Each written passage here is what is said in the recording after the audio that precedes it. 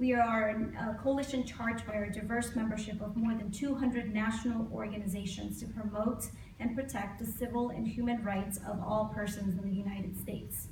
We work toward the goal of a more open and just society in America as good as its ideals. Today, I am not only here as a representative for my organization, but also as a first-generation college graduate, a daughter of 2 immigrant parents, and as a counselor who has worked with students at the high school and college level and have helped them navigate their higher education journeys. I'm here to talk about some of the experiences as students of color I worked with encountered during the process of pursuing a higher education degree, including the harmful practices they experienced when they became student loan borrowers for the first time. During my time as an educational counselor with the Educational Opportunity Center, the EOC, a federally funded TRIO program that helps non-traditional college students with college admission and financial aid, I quickly learned that many for-profit colleges were taking advantage of some of our most disadvantaged students. During their short period of time enrolled in these for-profit schools, they acquired massive student loans, a decision they had hoped would pay off in the future upon finding employment. However, for most, this was never the case. Many were already facing financial hardships. A lot of them were primary breadwinners or they had children to feed, and in many instances, they worked 2 jobs. When the students came to the center, they brought in past due statements and letters from agencies promising to take legal action against them. They showed me the calling history and their cell phones to demonstrate the high number of calls they were receiving from debt collection agencies that harassed them at all hours of the day. In some instances, the students left my office in tears, feeling defeated and frozen, and not being able to do anything about their debt.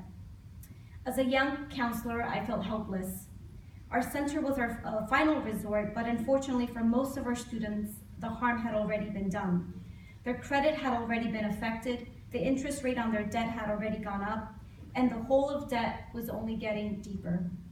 I was disgusted, and I continue to be disgusted today, by the unethical marketing tactics that many for-profit colleges use to lure in students of color. We've all seen and heard the commercials and radio ads with the emotional messages that remind students about their unfortunate circumstances. These abusive strategies and outright assault on our most vulnerable students is something we should all stand against, including Secretary DeVos as the leader of the Department of Education.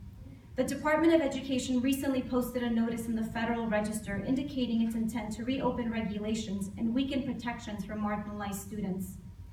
These are regulations that the civil rights community fought hard for.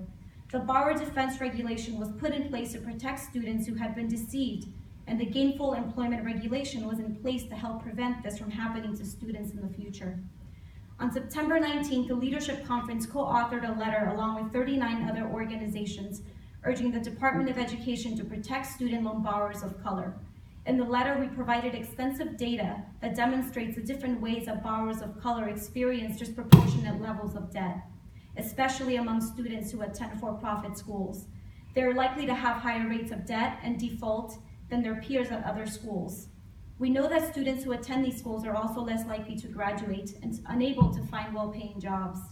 I urge the Department of Education to protect student loan borrowers of color and their peers and provide federal oversight so that we can put an end to the damage that for-profit colleges do to thousands of students throughout the country. The department has a responsibility to protect borrowers of color from companies that continue to prey on them and without hesitation crush their dreams for a better life. I learned a lot from the students while I worked at the EOC, and one thing my students taught me was that they were determined to make a better life for themselves. For many of them, the path to college attainment was a primary route out of poverty, and it is that determination which has inspired me to speak out today. I want my students to know that the civil rights community will continue to fight for them and the right to a high-quality education. We will push hard against any leader who sides with the for-profit companies over students. I want my students to know that you are not alone, that your dreams matter, and we will fight for you and an America that is as good as its ideals. Thank you.